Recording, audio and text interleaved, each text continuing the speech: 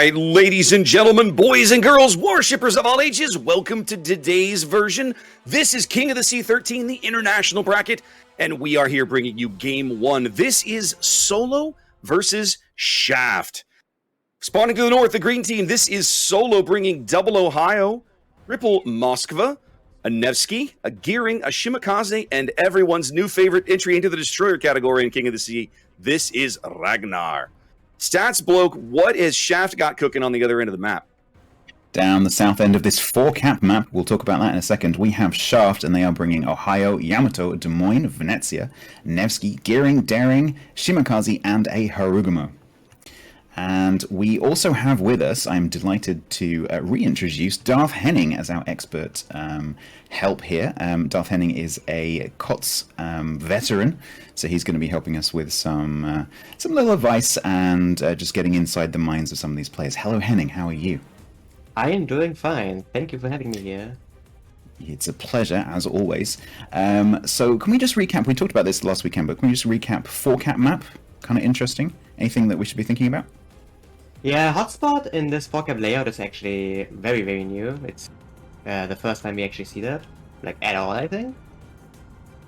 Because of the spawns are more like tailored towards the D side, you usually don't expect to see home cap pushers here. Most of the action usually starts at the D cap. Maybe at C if the destroyers are going for a stacked opening, which we might actually see here from Shaft. Okay, SeaRaptor, with that in mind, should we go to the initial deployments? Yeah, let's have a look around here, because like you guys, we've seen on NA, this map play tended to favor D a little bit, but we're not seeing that out of the Solo deployment here. They're sending a tremendous amount of force over to the A cap.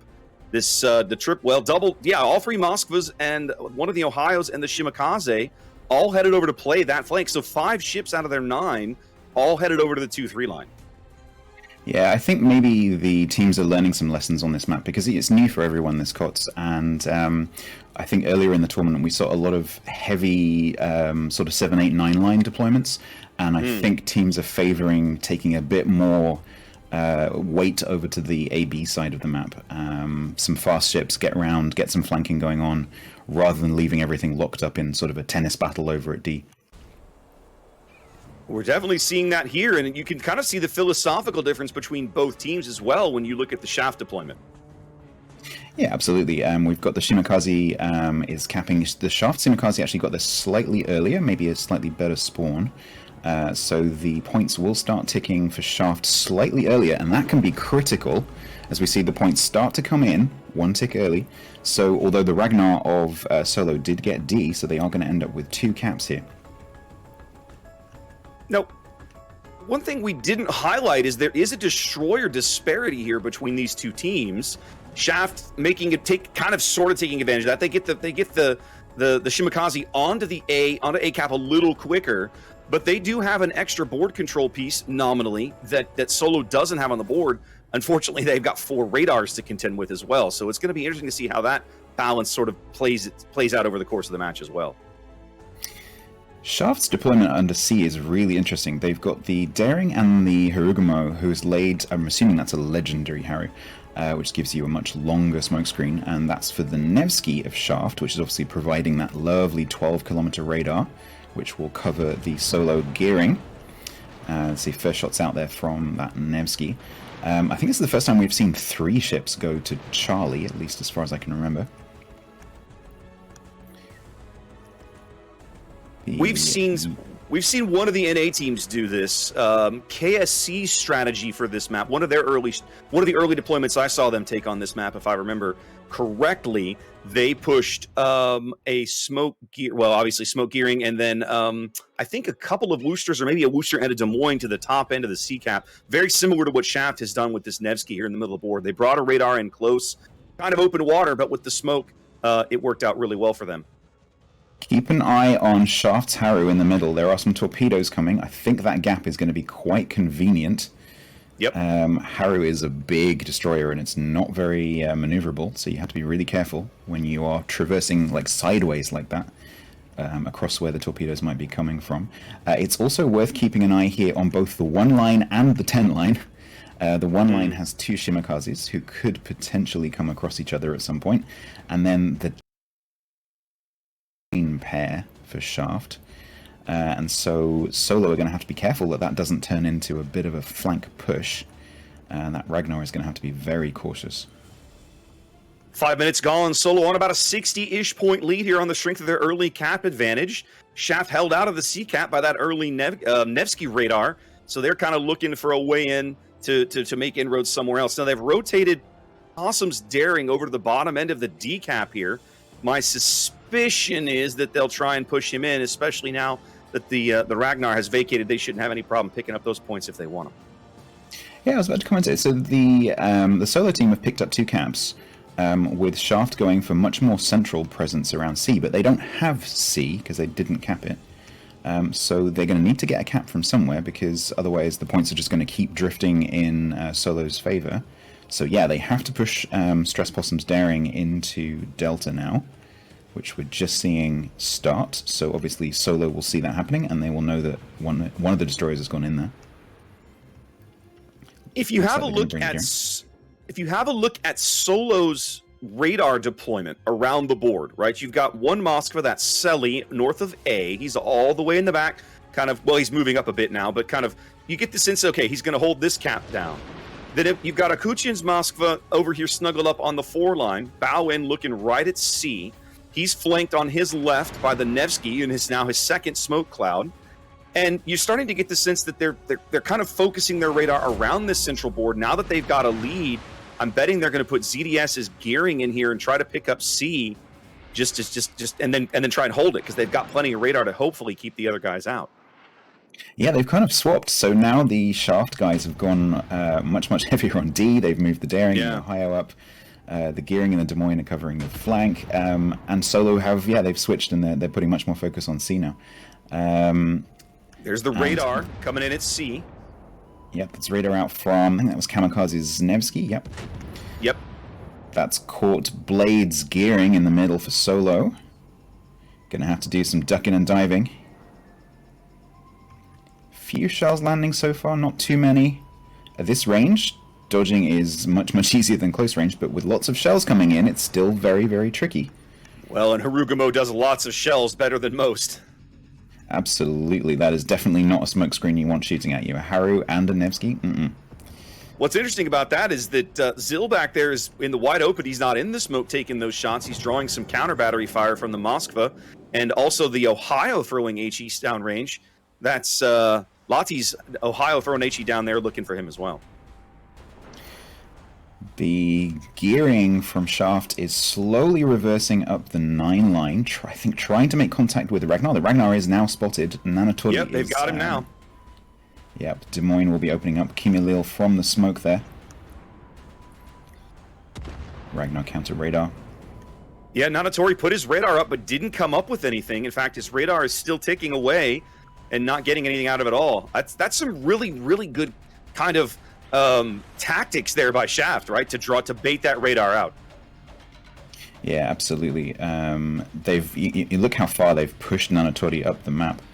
We've got a replay here of Shimikaze just narrowly dodging torps there. Ethanol finding a really narrow gap to squeeze through. That was over on the 1 line. Yeah, look at how far up they've pushed the Ohio, who's about to take torps, by the way. Koizumi taking 1 near the bow. I think that was a flood. Let's see if that was a DCP. Yes, that was a DCP. I'm seeing lights flashing. It's hard to tell on those silver camos, actually. Okay, Gearing capping C now that radar is over. Yeah, that's the difference here that I see in the deployment, right? Solo's got kind of this radar trap built around C, whereas Shaft doesn't have that. They only have their 2 radars on the board, the Nevsky and the Des Moines, and the Nevsky radar, of course, was used to deny that cap early, but the Des Moines radar way over on the 9 line, not able to come in here and support. So it looks like Shaft are going to move into contest Charlie and start capping. The points are neck and neck right now, 560-ish each. With 2 caps ticking for Shaft, now only 1 cap ticking for Solo. In some matches, points can become really, really important as the points tick back and forth. If you get to 1,000 first, you win, so that can become really important sometimes. Here we have a replay of, again, Ethanol is going to be dodging those torps. Oh no, taking a torp. We missed that. We took one that time. Yeah, we missed that. Over on the one line, Ethanol taking one torp down to 5,000. Maybe. Woo! Oh yeah, I went over to have a look, and Ethanol took one right between the screws, basically. There, that was a Venezia torp coming in from who was that? Chat band. Yeah, you've got to watch those. They're long range and they're slow, and they arrive and they're sneaky. They're exactly when you're not expecting them to. And yeah, they can be quite nasty.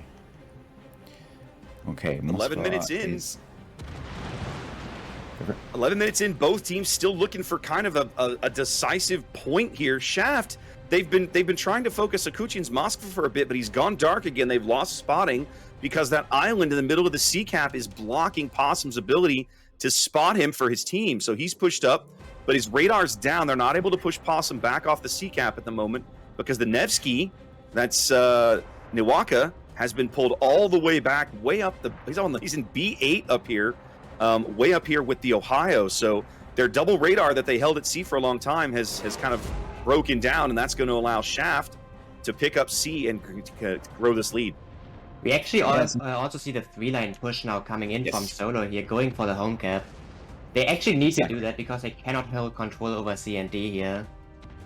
Yeah, it looks like they've decided to kite away from D, but they've got to push this Bravo Charlie side.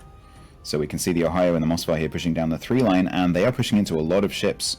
You've got the Venezia there, the Shima's going to be throwing torps. You've got a Yamato who's potentially, really close range. That's going to be quite nasty.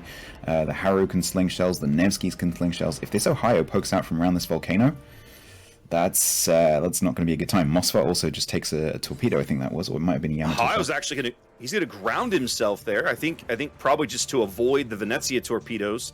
Selly's Moskva took one in the bow, but obviously he's still doing okay. He's done a really good job preserving his health up to that point. Here we see Moskva just taking a torpedo on the back end and another one on the nose. That was over again on the 1 line. Lots of torpedoes being eaten by Solo on the 1 line. Well, Shaft's got their Shimakaze in the right place to help deny and slow, or at least have this push cost Solo a lot of HP to take it. Yeah, pushing into a Shimakaze is a very, very dangerous prospect. Those torpedoes are spotted from the moon, but when they hit you, they really, really hurt. Oh, yeah. After Ohio was shot on the Moskva in the 3-line. This side was coming in. AP in. That is not as bad as it could have been. I think it wasn't that bad. Yeah, that could have been very, very different. Torpedoes also heading in to that gap with Selly and Lati. The Harugumo here is in an open water gunfight with Selly, trying to get him to light. He does get the bow fire, and it looks like Selly's going to take maybe one more here on the bow. Yep, one more of those big Japanese torpedoes going in on the bow. Selly getting pretty low over here. Selly had to push forward to try and avoid cross shots from the Ohio. Didn't want to risk that a second time. And that has forced Selly into, much closer to that Harugumo's fire. It's forcing him into Zando's Yamato as well. Ethanol! Nope, didn't make it. Ethanol takes another torpedo to go down. Moskva? Will Moskva find the gap? Yeah, yes, his death will eat the torp that would have killed the Moskva.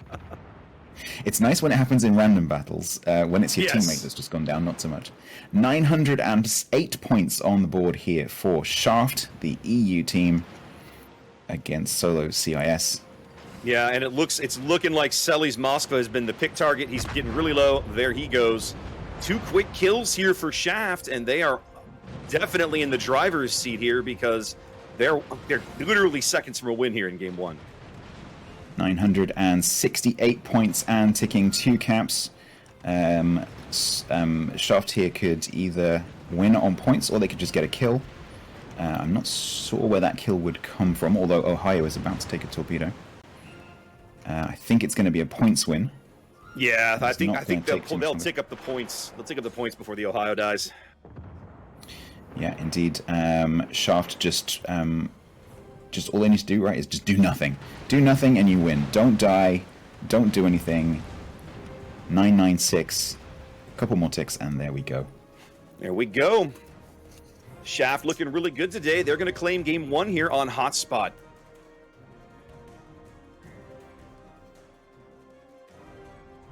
So, looking back real briefly, you know, we talked about kind of Solo's long deployment over to the 2-3 line.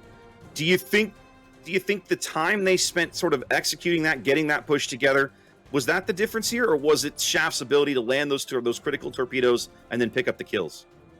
I think it was their ability to not... So that the radar control in the middle didn't really come to anything from Solo's side, and they were able to just get that slightly better map control around the edges. Henning?